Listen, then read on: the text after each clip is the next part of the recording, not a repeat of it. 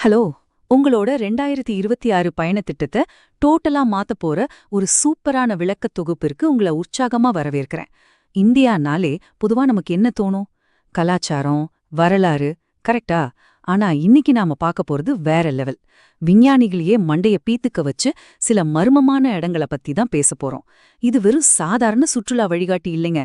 நம்ம ஊர்ல இருக்கிற தீர்க்கப்படாத ரகசியங்களோட ஒரு பிரம்மாண்டமான கலெக்ஷன். சரி, நாம நேரா விஷயத்துக்கு வருவோம். ஈர்ப்பு விசையே இல்லாத இடங்கள பத்தி நீங்க எப்பதாவது கேள்விப்பட்டிருக்கீங்களா?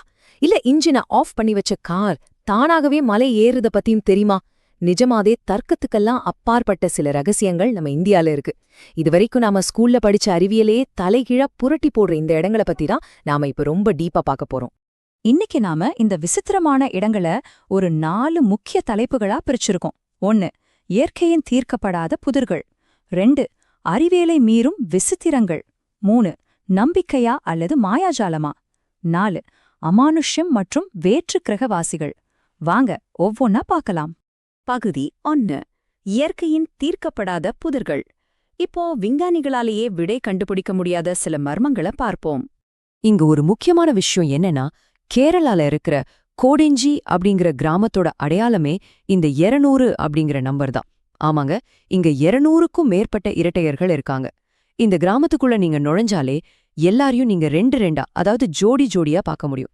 சொல்லப்போனா அந்த ஊர் பொண்ணுங்கள வெளியூர்ல கல்யாணம் பண்ணி கொடுத்தா கூட அவங்களுக்கும் இரட்டையர்கள் தான் பிறக்கறாங்க.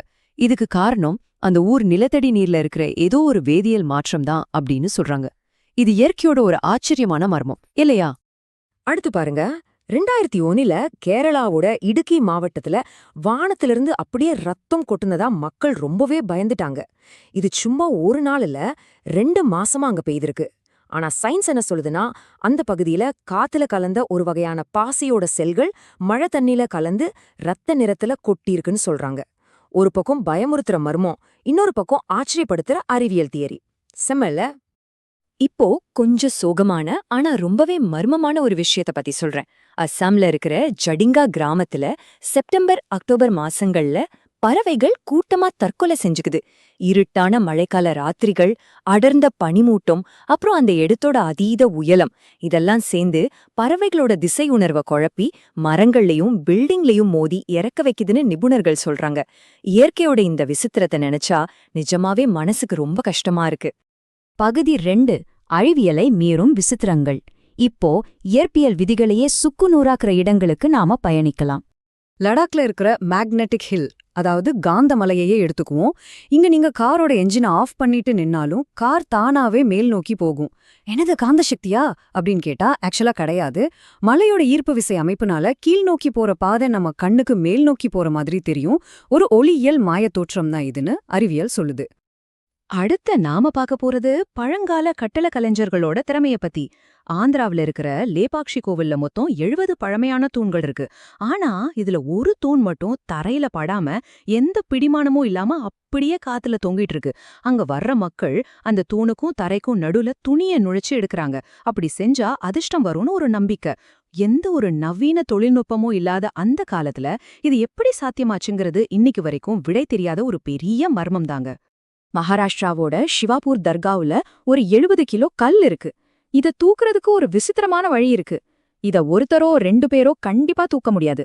ஆனா கரெக்டா 11 பேர் சேர்ந்து அவங்களோட ஆள்காட்டி விரலால அந்த கல்ல தொட்டு கமர் அலி அப்படிங்கிற சூஃபி துறவியோட பேரை சத்தமா சொன்னா அந்த 70 கிலோ கல் அப்படியே ஒரு மாயாஜால மாதிரி காத்துல மிதக்கும். 800 வருஷத்துக்கு முன்னாடி அவர் விட்ட சாபந்தான் இதுக்கு காரணம்னு நம்பப்படுது. கேட்கவே தலை சுத்துதுல?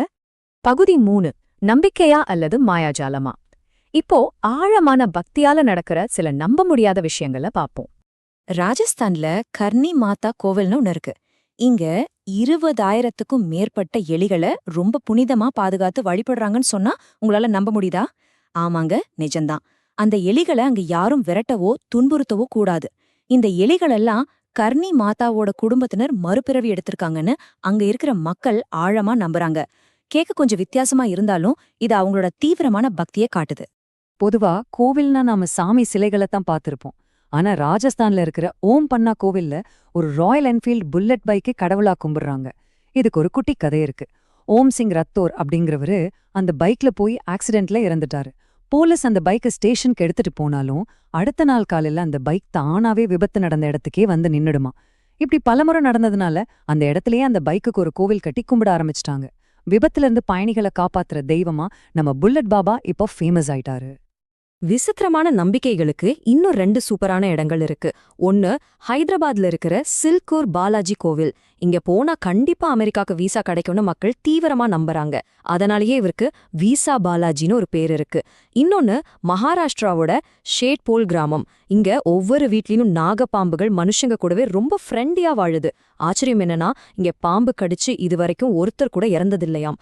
என்ன ஒரு அதிசயம் பாருங்க. பகுதி 4, அமானுஷ்யம் மற்றும் வேற்றுகிரகவாசிகள். கொஞ்சம் பயத்தையும் ஆச்சரியத்தையும் கொடுக்க போற நம்ம பயணத்தோட கடைசி பகுதி இது.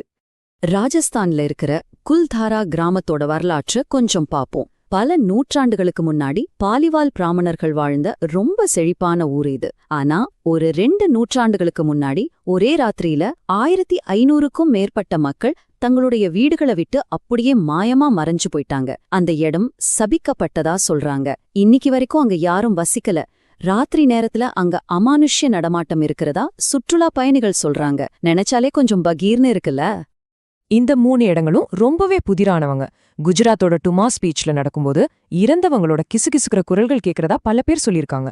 அடுத்து மேற்கு வாங்கத்தோட சதுப்பு நிலங்கள்ல தோன்ற அலையா விளக்குகள். இந்த மர்மமான ஒளிய பாக்குற மீனவர்கள் திசமாறி போய் உயிரை விடுறாங்களாம். இது மீத்தேன் வாயுவோட அயனியாக்கம்னு சயின்ஸ் சொல்லுது. கடைசியா லடாக்ல இருக்கிற கொங்கா லாபாஸ். இங்க வேற்றுகிரக வாசிகளை பார்த்ததாவும் பறக்கும் தட்டுகளை பார்த்ததாவும் உள்ளூர் மக்கள் பலரும் உறுதியா நம்புறாங்க. நாம இப்போ இந்த மர்மமான பயணத்தோட கடைசிக்கு வந்துட்டோம். காந்த மலைகள்ல இருந்து காத்துல மிதக்கிற தூண்கள், வேற்று கிரகவாசிகளின் வருகை, ராயல் என்ஃபீல்டு கோவில் வரைக்கும் இந்தியா எவ்ளோ பிரம்மாண்டமான பன்முகத்தன்மை கொண்ட ரகசியங்களை வச்சிருக்குன்னு இந்த விளக்கத் தொகுப்பு உங்களுக்கு தெளிவா உணர்த்திருக்குன்னு நம்புறேன். உங்களோட 2026 பயணப்பட்டியல்ல இந்த இடங்களை சேர்க்கிறது கண்டிப்பா உங்களோட பயணத்தை ஒரு மறக்க முடியாத சாகசமா மாத்தும். அதுல எந்த சந்தேகமும் இல்ல. கடைசியா உங்ககிட்ட ஒரு கேள்வி. நாம இப்ப பார்த்த இந்த ரகசியங்கள்ல நேரா போய் பார்க்க உங்களுக்கு எதை தேர்ந்தெடுக்க தைரியம் இருக்கு? ஆவி நடமாடுற கடற்கரையா, இல்ல காத்துல மிதக்கிற கல்லா? யோசிங்க. உங்களோட 2026க்கான பயணத்திட்டத்தை உடனே ஸ்டார்ட் பண்ணுங்க. இந்த விளக்கத் தொகுப்பு உங்களுக்கு ரொம்பவே பயனுள்ளதா இருந்திருக்கும்னு நம்புறேன். மறுபடியும் இதே மாதிரி ஒரு சுவாரஸ்யமான தொகுப்போட உங்களை சந்திக்கிறேன்.